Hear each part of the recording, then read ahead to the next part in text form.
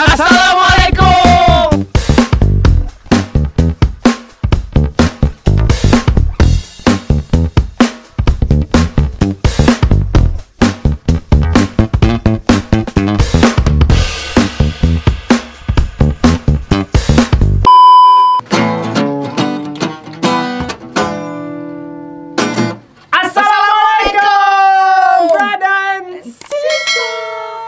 Pakai baju band, Ya, iya. kenapa masih sok imut kamu? Kalau pakai baju warna pink sih nggak apa-apa begini ya kan? Ini kan kita udah sangar.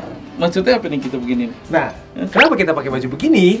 Jaket kulit ya kan? Lu juga kulit aja. Kulit dong. Kulit apa nih? Kulit kambing kemarin jangan-jangan.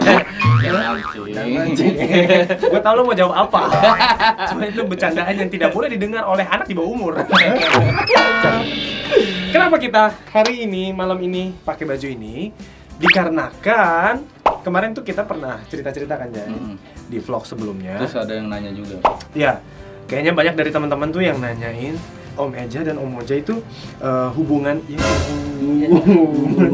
seperti apa? Iya. Ya, kenapa namanya kalau di Instagram kan Reza Kraton, terus Bang Oja itu Oja Kraton, kenapa gitu kan? Tapi memang ada beberapa teman-teman yang udah. Oh, kirain gue bilang lo mau jawab ada beberapa darah biru gitu. Namanya Kraton gitu. Enggak ada sebenarnya. Beberapa teman-teman yang udah nonton kita, mereka tuh udah pada tahu kita tuh dulu pernah punya band bareng.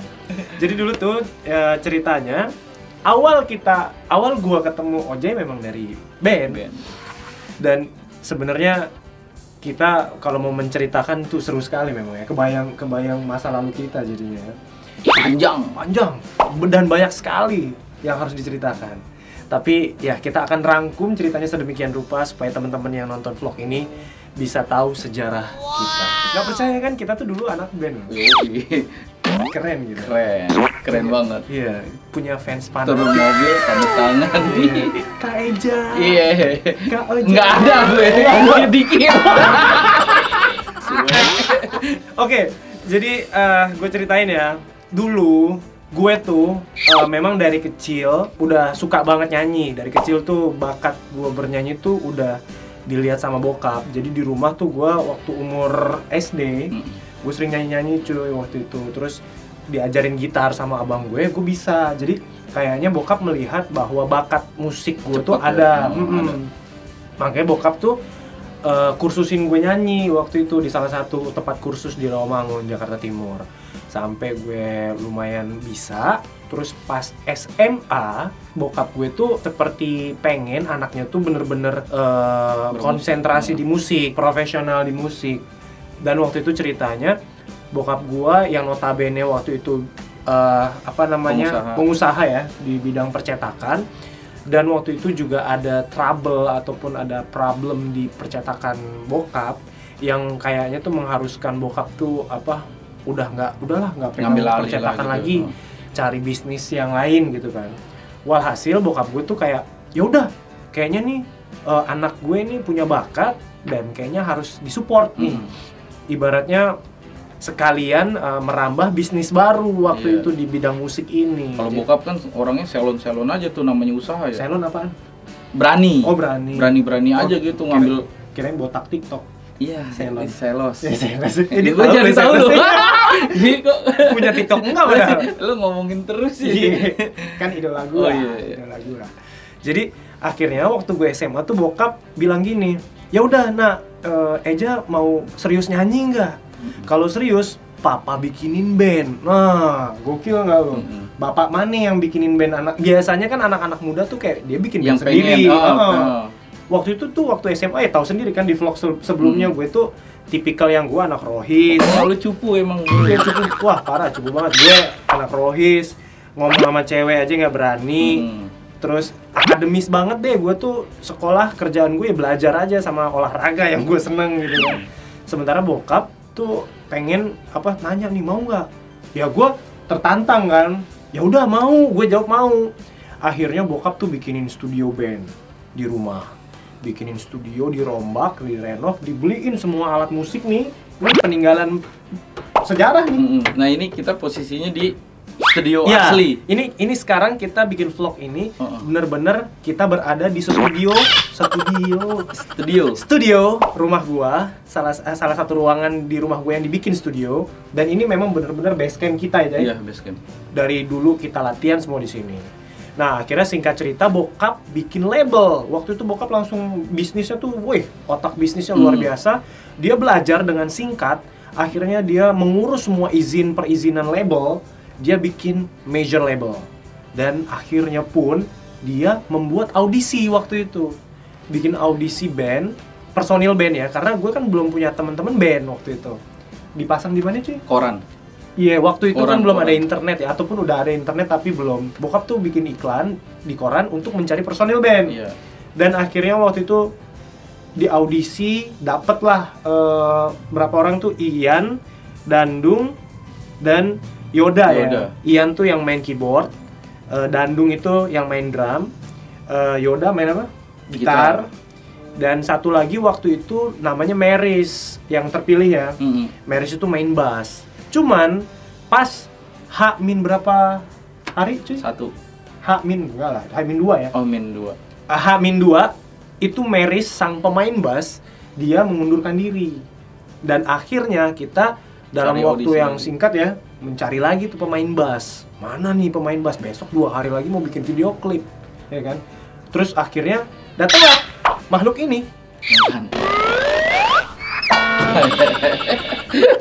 Lagi-lagi jawab jujur. Apa kau jadi ganteng? Ganteng cuy dulu. Tapi bener loh, audisi keraton itu selain punya skill, ganteng dipikir. Iya benar. Bener kan? Iya. Iya. Waktu itu bokap mintanya gitu. Yang good looking. iya good looking. Ini faktanya ya. Waktu itu pas H-2 ini, Bang Oje ini dia sebenarnya seorang pemain gitar, bukan pemain bass. Pokoknya si Oje ini, Bang Oje ini dulu dia main gitar, tapi dia bisa juga main bass. Akhirnya Bang Oje dipilih menjadi pemain bass. Dan 2 hari setelah dipilih, langsung kita bikin video klip. Yoi. Gokil nggak? Seneng nggak gue? Gila nggak? Langsung kita syuting. Kenapa? That's why namanya Keraton. Nah, itu. Karena rekamannya di sana. Rekamannya di Jogja.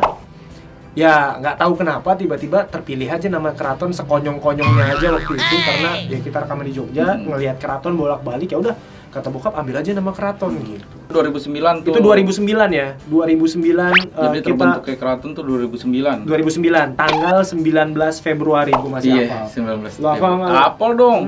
Kemarin kan ultah. Iya man, lu apa serius? Bener nggak? Orang gue pas udah Keraton nggak ada, gue niup lilin sendiri.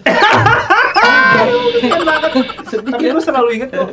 Iyalah. Sumpah gue selalu inget 19 Februari ulang tahun Keraton. 19 Februari 2009. Gila nggak lah? Jadi pengen lagi ya. Iya, jadi pengen lagi dah. Nah itu singkat ceritanya kita udah rekaman, udah tinggal syuting video klip aja lah pokoknya. Lagu tuh udah diciptain sama saudara gue namanya Bang Ardi dan Kak Eci waktu itu. Nah udah akhirnya kita syuting video klip dan hit single yang kita pilih waktu itu adalah Arinda. Tapi sekarang lagu itu masih ada loh. Iya. Di tempat-tempat karaoke. Iya, kalian kalau lihat nanti mungkin kapan-kapan kalau yang mau karaoke. karaoke sama keluarga. Ya, cari deh Keraton itu masih Keraton ada. Arinda. Asli, gue bisa bilang Bang Oje dulu ganteng beneran. Wih, ada fotonya. Kalau gue parah cuy. Bagus nggak percaya, kurang ajar ya. Iya, serius cuy. Oje keren. Dulu nggak sebulat ini. Wah, dulu ramping, keren. Rambutnya pun oke lah. Ya sekarang juga oke sih. Oke, rambutnya. Wajahnya tuh oke lah ganteng. Cuman Sekarang ganteng ah. Sekarang dia keracunan susu. Jadi gede. Pokoknya gitu. Kita juga sempat ke ini ya, ke The Rings, Mantap Antv, Dahsyat. Dahsyat kita The Ring Trans TV. The Rings Trans TV, Mantap Antv. Kalau Inbox sama Dahsyat TVRI itu, pernah kita. Iya TVRI, betul. Di Mantap Antv dulu kita pernah sepanggung sama beberapa musisi legend yang waktu itu terkenal ya. Percaya nggak sih? Kita tuh dulu artis.